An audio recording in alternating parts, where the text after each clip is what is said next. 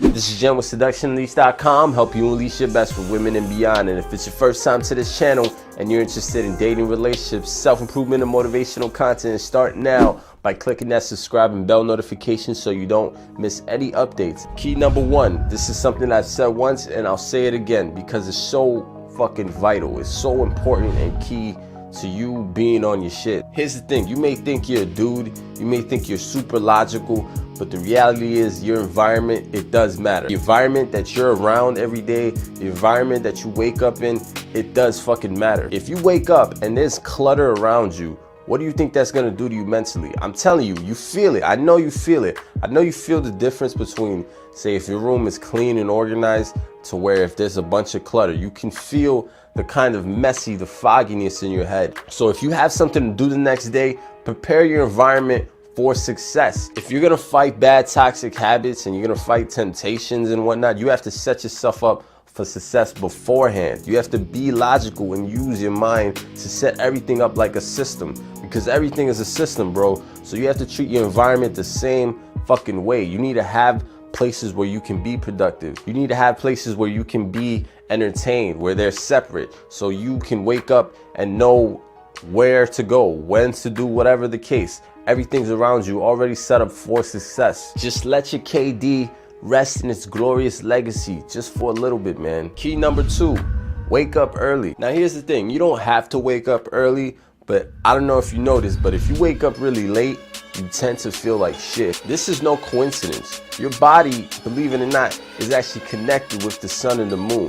When you stay up all night and you sleep all day, what you'll notice is that when you wake up, you feel like shit. Even if you slept for 10 hours, when you wake up super late in the day, you feel like shit. Not only that, but when you wake up early, when the sun is coming up, you feel like the day is much longer.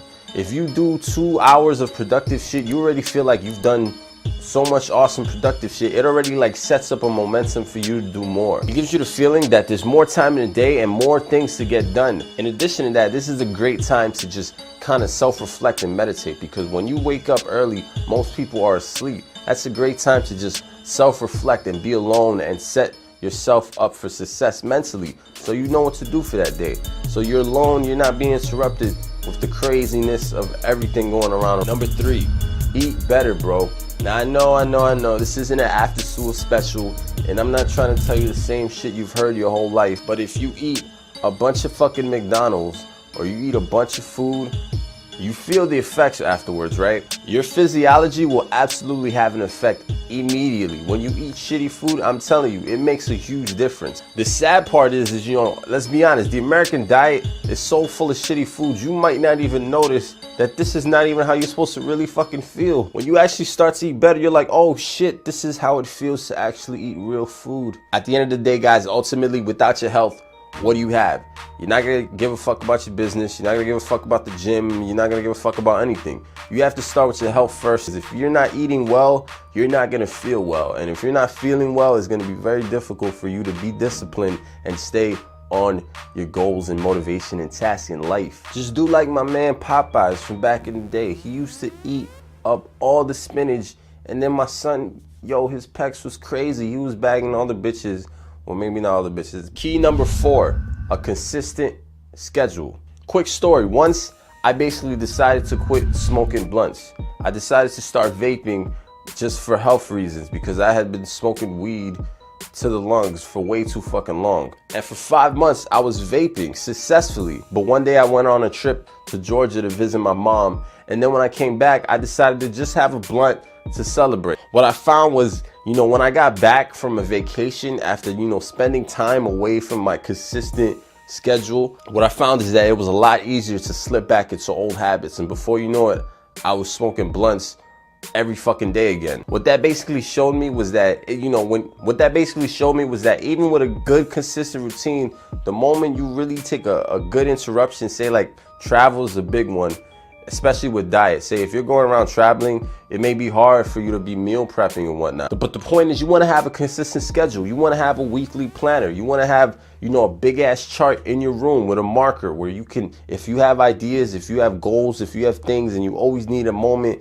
to just write down anything, have that right there. Wake up at the same time every day. Do the things you need to do, because once you have a good, consistent schedule, you build that into a habit instead of building negative things into a habit. We're all our habits. If you attach dopamine spikes to things that are negative, it's going to be very hard to stop those things. But if you attach dopamine spikes to things that are positive, it's going to be great for you, because you're going to want to do things that are good. You're going to want to feel good. It's going to set up a momentum that's just going to lead to a snowball effect of fucking positive, good shit that you need to be doing, as opposed to talking shit online or beating people's ass in video games. Number 5, set 2 goals per day. Now listen, oftentimes you hear people say set a to-do list. Now a to-do list is great. It's way better to write something than to not write anything at all.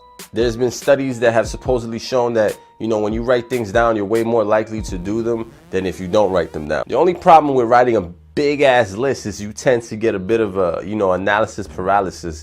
So what I would do is I would take that big ass to-do list of things that you need to get done, basically segment 2 portions, 2 steps every single day, and each day you just do 2 of those things. Now you may feel like, well, I feel so good, I could do more than 2, but just start with 2, bro. Start with 2 and just do 2 consistently. Once you could do 2 consistently, you'll find that 30 days, if you do 2 things that you need to get done for 30 days straight, by the end of that month, you will have done way more than you thought you could have just doing 2 things a day. This is important because this helps you build momentum while at the same time not making you feel overwhelmed. Because the moment you feel overwhelmed, it's going to be hard to build that into a habit. You just want to do it incrementally, because that will help you just get those little victories under your belt that'll help you keep fucking going, bro. So if you enjoyed that kick-ass video and you want to see more on dating, relationships, self-improvement, and motivational content, start now by hitting that subscribe and bell notification so you don't miss any updates, bro. So with that being said, gentlemen, unleash your best, and remember, until next time, confidence is bred